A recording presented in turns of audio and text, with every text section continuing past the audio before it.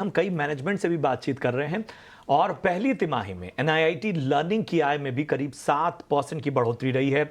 मुनाफे में 9% का इजाफा रहा है, मार्जिन में भी सुधार हुआ है। इस बार के नतीजों और ग्रोथ आउटलुक पर चर्चा के लिए हमारे साथ कंपनी के सीईओ सपनेश लल्ला जी मौजूद हैं।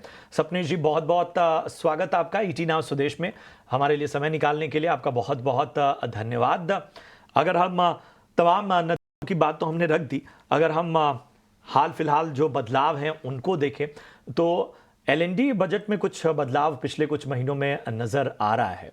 तो जरा इस पे एक नजरिया आपसे चाहूंगा, क्या किस तरह के खर्च में वृद्धि आप देख रहे हैं या अभी भी जो है इसे कंजर्वेटिव ही माना जाए? आ, अभी भी मार्केट की जो मैक्रो एनवायरनमेंट है उसमें काफी अनसर्टेनिटी है।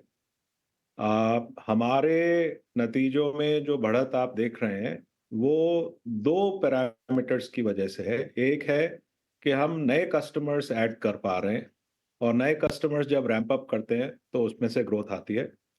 दूसरा, कुछ कस्टमर्स अपना जो स्पेंड है वो बढ़ा रहे हैं। सारे नहीं बढ़ा रहे अभी, पर कुछ ने बढ़ाना शुरू किया है। तो ये दो वजह से हमें ग्रोथ की प्राप्ति हो रही है। बिल्कुल, तो ग्रोथ तो काफ़ी अच्छा रहा है, लेकिन लर्निंग और डेवलपमेंट के स्पेंड्स कैसे रहे हैं क्लाइंट से, क्या आप हमें बता सकते हैं? और न्यू कस्टमर एक्विजिशन का ट्रेंड भी कैसा रहा है? इस क्वार्टर में तो आपने कई नए क्लाइंट्स एक्वायर किए, लेकिन इसका ट्रेंड और इसकी पाइपलाइन कैसी नज़र आ रही है? तो नए कस्टमर एक्विजिशन का ट्रेंड हमें एक्सेलरेट होता हुआ नजर आ रहा है। पाइपलाइन बढ़ रही है, अच्छे से बढ़ रही है।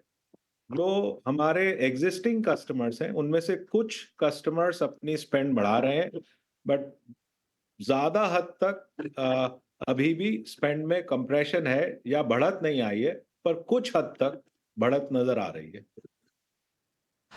सपनेश जी, जरा मुझे बताइए कि FY25 के लिए ग्रोथ के लक्ष्य क्या होंगे, क्या आउटलुक नजर आ रहा है?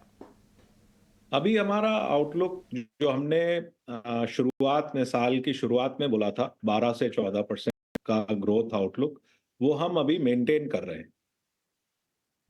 बिल्कुल, 12 से 14% का ग्रोथ आउटलुक। तो रेवेन्यू पर क्या अब हम 1800 करोड़ के रेवेन्यूज देख सकते हैं? और मार्जिन्स पर भी अपनी राय दीजिए। पिछले साल आपने 23% के मार्जिन्स रिपोर्ट किए थे, क्या ये बढ़ते हुए नजर आ सकते हैं फुल FY25 के लिए?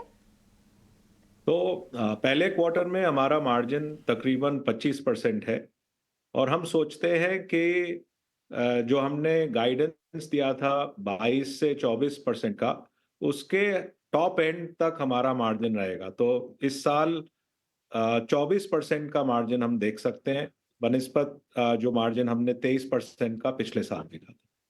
बिल्कुल।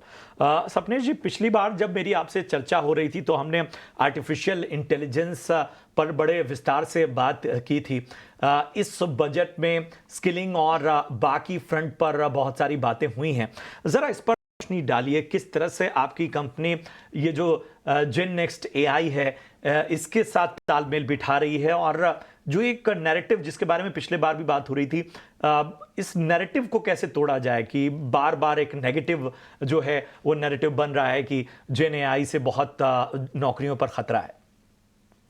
देखिए, हम तो ये समझते हैं कि जेन एआई से बहुत अपॉर्चुनिटी है।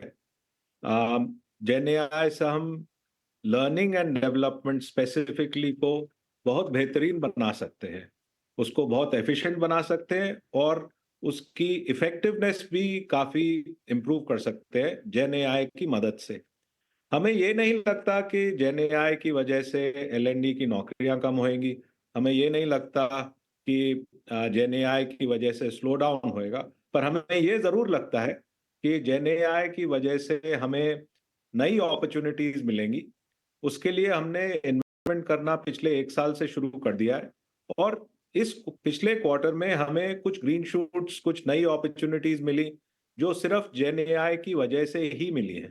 तो जो हमने इन्वेस्टमेंट करना शुरू किया था तकरीबन एक साल पहले, उसको हम एक्सेलरेट कर रहे हैं। जैसे हम अपना कैपेबिलिटी जेन एआई में बढ़ाएं और उससे हमें और अपॉर्चुनिटीज मिलेंगी। बिल्कुल, तो जेन एआई से कंपनी की अपॉर्चुनिटीज बढ़ सकती है। सपनेश, बहुत बहुत शुक्रिया अपना समय निकाल कर ईटीना स्वदेश के साथ जुड़ने के लिए। तो नजरिया काफी पॉजिटिव है, 24% के मार्जिन्स कंपनी इस साल रिपोर्ट कर सकती है और 10 से 12% का रेवेन्यू ग्रोथ का भी आउटलुक